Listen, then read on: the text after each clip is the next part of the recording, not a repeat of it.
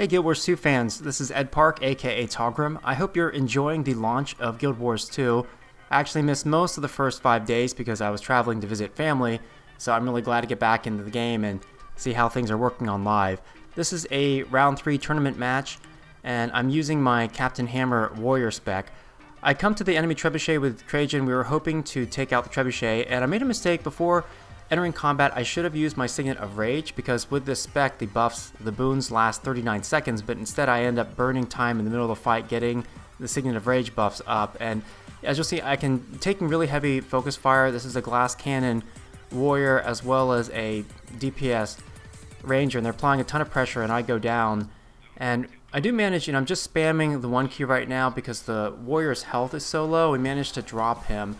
But they finish off my teammate Trajan, and I make the decision to go ahead and pop my downstate 3 because I want to see if I can finish off this warrior without having the ranger interrupt me. So, the reason why I did this, obviously, they're going to get 10 points for killing Trajan and I, but at least we got 5 of those back when I was able to drop that warrior. So, my responsibility in this match, aside from trying to help out with the initial enemy trebuchet attack, was to hold the mansion node.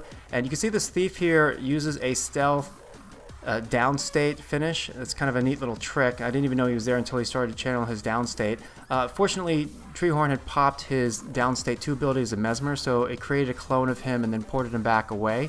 I'm able to get him back up. And what I didn't realize, what we didn't know at this time, was that the thief was actually killed by some of the artillery fire being provided by Cesspool. So the Necro ends up heading straight over to where the thief was downed. You can see the thief appeared there, and he managed to res him really quickly. So this is a 2v2 fight right now. We're still trying to hold the point, and these are both really unattractive targets. The Necro, as you can see right now, has his Death Shroud up, so he has multiple HP bars that we need to chew through, and then Thieves, of course, are able to go into stealth. Thieves are slippery, Necros are very durable. If I had my pick and there was like an Engineer or Elementalist or Ranger or Warrior at this node, we'd be attacking that player instead. Now, there is one thing to note here. You can see I was just DPSing the Thief, and he's pretty squishy. And, with a really squishy target, if you apply some pressure and get their HP low, a lot of times they have to go into more of a defensive stance. So right here I make a mistake. I use my Hammer 4 ability. It's a root, and I fire it too far away from the opponent. That wasn't my intention. And then you can see here, so I knock down the opponent, and then when I activate my Hammer Burst ability, based on where I targeted and the time for the animation, the enemy was actually able to run underneath me, and my stun didn't land. So that's the main thing. If you're playing a spec like a hammer-based warrior or guardian, where the swings, the animations take some time to fire, you need to kind of plot that out. Now, I was pretty rusty in this video. I made one really noob mistake. As soon as this guardian came over, I should have hit him immediately with the auto attack on 1 key just to peel off his Aegis buff, but I didn't do it, so he ended up blocking one of my attacks. And one thing I noticed in fighting this guardian, there was a change to stability late in beta. It used to be an unpurgeable buff, not a boon, but it was switched to a boon, and the icon was changed to what looks like a little upraised fist. So, obviously stability still provides the immunity to most of the CC control related effects, but because it is a boon, it is trippable.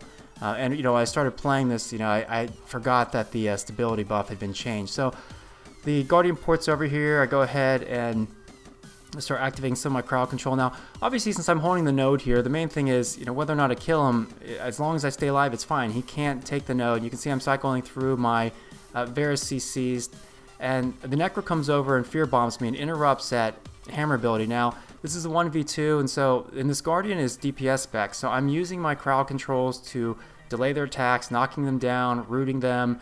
You'll see I'll switch over here in a moment to my mace, use the mace 5 attack, which knocks down the Necro, and what I'm trying to do is delay their uptime so I can stay alive. You can see I'm just barely up, and I stay up long enough for Trajan to come over to the node to help me out. Now he tries to res me, but the Necro covers the downstate attack with a fear bomb, so Trajan's not able to heal me. The Necro did the right thing, and I already burned my downstate 2 ability. Now I actually could have waited a little longer to activate the downstate 2 to knock down the warrior who was trying to finish me. I probably should have done that. As long as the downstate 2 fires before they complete their finish animation, you're good to go. So, in this particular group, in the previous tournament, we made it to the finals, and then we lost by a score of like 500 to 400. So it wasn't. Oh, right here, by the way. So this is something really cool. Like, I fear the Necro there when the Necro gets to low health, so that while the Necro is feared, we can finish off that player before they can counter with their Death Shroud. So sometimes it's really important to anticipate. You know, we've seen this multiple times. This player is very good about activating their Death Shroud, you know, making sure to use that extra HP bar. But in the previous round 3 tournament, right before this one, we lost. And, you know, in talking about it after the match, what we noticed was, you know, we had a lot of DPS, but we didn't have a lot of sustained fighting capability. I mean, like uptime or tankiness. And we also didn't have a lot of crowd control. So I switched over intentionally Captain Hammer for this match, and we did much better. And it's not to say that run and gun isn't a good spec. It's just that, you know, you need to look at your comp and figure out what makes sense. So, you know, with Captain Hammer, I have 5 disabling crowd control effects, 2 knockdowns, 2 stuns, and a knockback. As well as having a daze effect. So, you know, this spec is really built to shut down people. Now, right there you can see I missed my mace burst ability probably by about a half a step, and this game is very unforgiving in terms of melee activating abilities when your opponent's just out of melee range, and this is a big shift for people coming over from other games, you know, World of Warcraft, Rift, SWTOR, etc., where you can't fire a melee ability if you're not in range. This game's very different. And one thing you can notice too, you know, I'm a little bit rusty here.